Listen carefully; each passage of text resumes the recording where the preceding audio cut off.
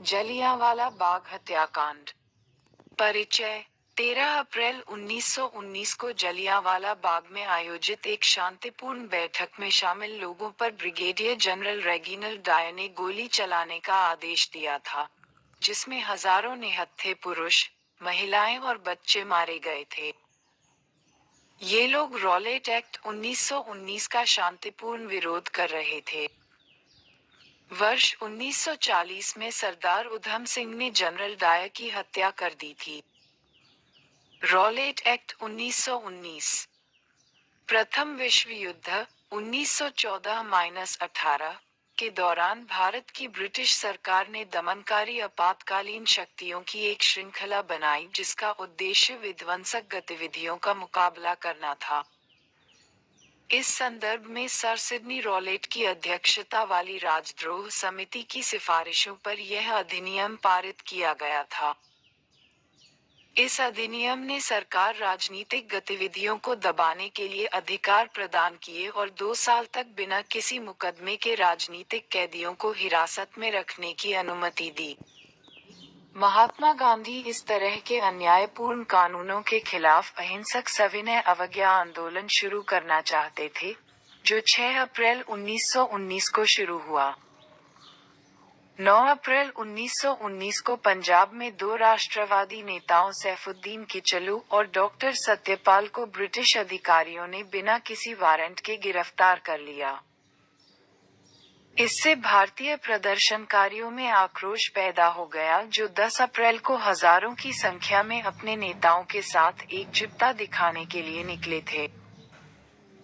शून्य भविष्य में इस प्रकार के किसी भी विरोध को रोकने हेतु सरकार ने मार्शल लॉ लागू किया और पंजाब में कानून व्यवस्था ब्रिगेडियर जनरल डायर को सौंप दी गई। घटना का दिन 13 अप्रैल, बैसाखी के दिन अमृतसर में निषेधाज्ञा से अनजान ज्यादातर पड़ोसी गांव के लोगों की एक बड़ी भीड़ जलियांवाला बाग में जमा हो गई। शून्य ब्रिगेडियर जनरल डायर अपने सैनिकों के साथ घटनास्थल पर पहुंचा। शून्य सैनिकों ने जनरल डायर के आदेश के तहत सभा को घेरकर एकमात्र निकास द्वार को अवरुद्ध कर दिया और निहत्थे भीड़ पर गोलियां चला दी, जिसमें 1000 से अधिक निहत्थे पुरुषों, महिलाओं और बच्चों की मौत हो गई। जलियांवाला बाग हत्याकांड की घटना का महत्व। यह जलियांवाला बाग भारत के स्वतंत्रता संग्राम के इतिहास में एक महत्वपूर्ण स्थल बन गया और अब ये देश का एक महत्वपूर्ण स्मारक है। जलियांवाला बाग त्रासदी उन कारणों में से एक थी जिसके कारण महात्मा गांधी ने अपना पहला, बड़े पैमाने पर और निरंतर अहिंसक विरोध, सत्याग्रह अभियान, असहयोग आंदोलन 1920-22 का आयोजन शुरू किया। इस घटना के विरोध में बांग्ला कवि और नोबेल पुरस्कार विजेता रवींद्रनाथ टैगोर ने वर्ष 1915 में प्राप्त नाइटहुड की उपाधि का त्याग कर दिया।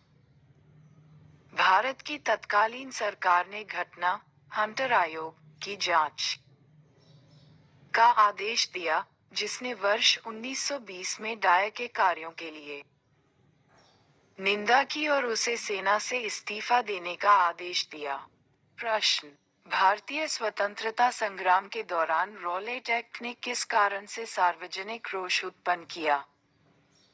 ए. इसने धर्म की स्वतंत्रता को कम किया। बी. इसने भारतीय पारंपरिक शिक्षा को दबा दिया।